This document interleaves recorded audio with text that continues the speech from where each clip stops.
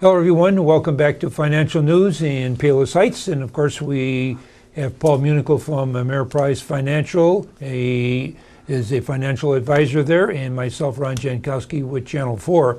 And we're going to get right into the meat and potatoes of the news as far as the Chinese, and why don't you give us a perspective as it relates to China's ownership in the U.S. Treasuries. Yep, and I knew you were going to ask me that question, so I came prepared with my written response to that. Good. So I'll go through it. That is something we get asked a lot. China has a big ownership in U.S. Treasuries, and the threat is always, what if they A, stop buying them, or B, what if they decide to sell them? So we get that question a lot. You told me you got it a lot, so I'm ready to answer it. Okay, let's roll. Okay, so earlier this week we did have a long lingering market concern bubble to the surface as a main Chinese media outlet seemed to suggest that the central government of China may consider its end to purchases of U.S. Treasury securities, or even the sell down of what it currently owns. The threat of China stopping its purchase of U.S. Treasuries or an outright sale of such has long been a common concern. It's often dismissed, however, as being unlikely to happen. We still believe a material sell-down is unlikely to happen, primarily because it would not be in China's own best interest, nor would it likely have the much anticipated impact on Treasury rates. However, we also note that to some degree it may have already occurred. Through the end of March, China owned $1.12 trillion in U.S. Treasury securities, making it the largest foreign holder of such. At the end of February, foreign entities in total owned approximately $6.5 trillion of the $16.2 trillion in U.S. Treasury securities currently outstanding. That's according to the Treasury Department. China's ownership, however, is down nearly $67 billion, or about 5.7% from its year-ago levels, and down $196 billion, about 14%, since its peak in November 2013. Investors should note that despite the lack of Chinese buying over the last year, and in fact some selling, the 10-year Treasury is currently near its lowest level since December of 2017. Threats conveyed via its state-run media outlets is a common tactic used by the Chinese government. Of course, an official plan to sell would be very likely have a pronounced negative impact on the U.S. financial markets from a psychological influence at least. But we believe that the threat could hold more punch than the actuality.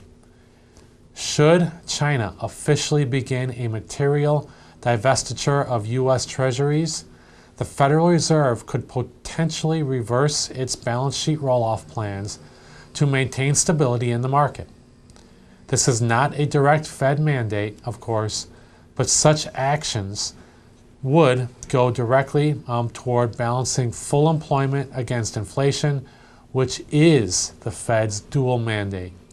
Additionally, since October, the Fed has been allowing $50 billion per month of Treasury securities and MBS securities to mature without replacement, with no discernible upward pressure on Treasury rates. I know that was kind of a mouthful, but it is a question we get asked a lot on China's ownership of Treasuries. Hopefully this made some sense to the people at home. If not, I can certainly expand on it next week or any other time people would want to hear about it. Paul, is China involved with properties in the U.S. as well? Sure. I mean, there's a lot of foreign owners of properties besides China buying in. Yes. Okay. I suppose that's a separate topic in itself, and if it's going to have any leading information as to impacts and downgrades, upgrades, or whatever. You're right. Definitely a separate topic. Real estate, separate from treasuries here. But that is a concern too. Really, When the housing crisis hit a few years ago, we saw a lot of foreign buyers coming in and buying properties. Right. Well, I see a lot and hear and read a lot about what is happening with the real estate market in Florida. And there's a lot of European purchasing going on. So I just thought I'd mention that. So right now I'm going to talk about the percentages year to date on the market indexes. The Dow year to date is plus 11%.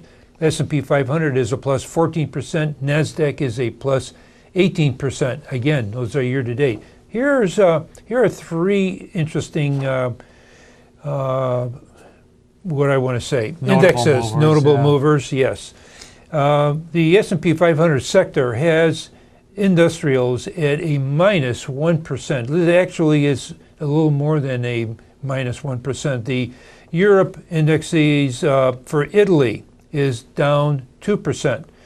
Again, these are changes that are taking place that are worthy of being aware of.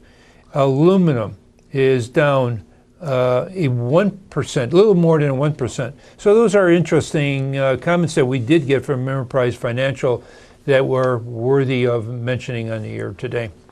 Anything else, Paul, that we need to mention before we go to our other show? I think that's it for the first half. Okay, very good. Stay with us. We'll be right back. We're going to be talking about your money. We'll be right back.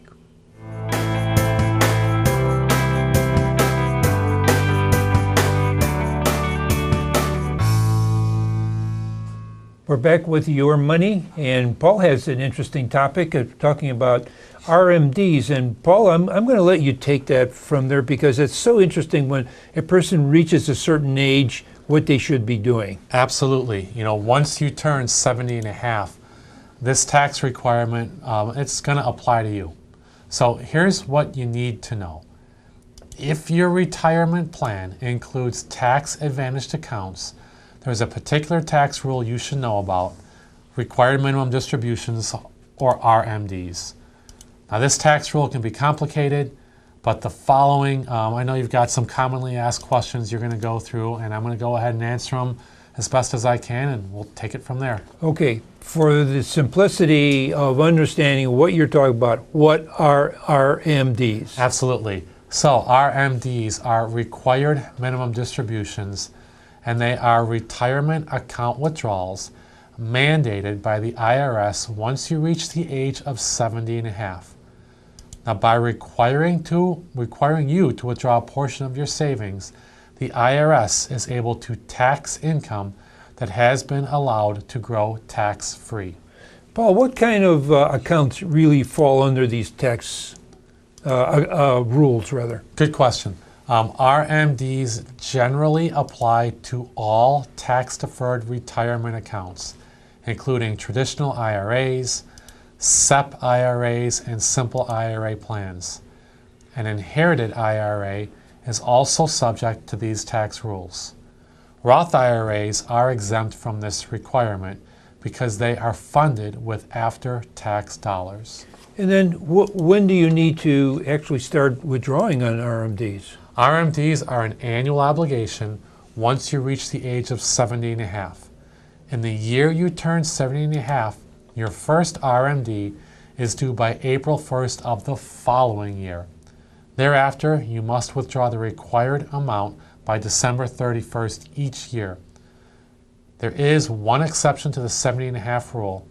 If you are still working and participate in a 401k, profit-sharing 403b, or other defined contribution plan, you can, if allowed by the terms of your plan document, generally wait to retirement to make RMDs from this type of retirement account. And how are MRDs actually calculated? RMDs are calculated based off of your life expectancy. And your life expectancy is a factor in your RMD calculation. The IRS provides the expectancy charts and worksheets to help you determine how much you need to take from your IRA. The calculation is different if you participate in a defined contribution plan. However, the plan administrator often will calculate your RMD for you. Your financial advisor and tax advisor can help you plan for and make the appropriate withdrawals to meet the requirement. And what if I own multiple accounts then? Happens for a lot of people. Once you turn 70 and a half, each eligible account you own will have an RMD requirement. If you own multiple IRAs, you can choose to add up the RMD amount for each account and withdraw the total from one eligible account to satisfy the requirement for all of your accounts. And can I withdraw the same amount every year? RMDs are something you can set or you cannot set and forget.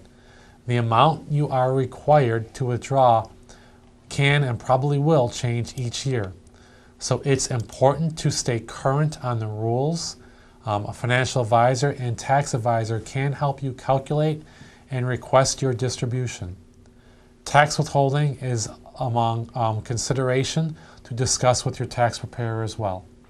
And what if I don't take that distribution?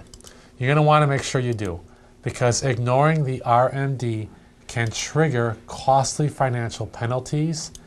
A skipped withdrawal may be taxed at a 50% penalty.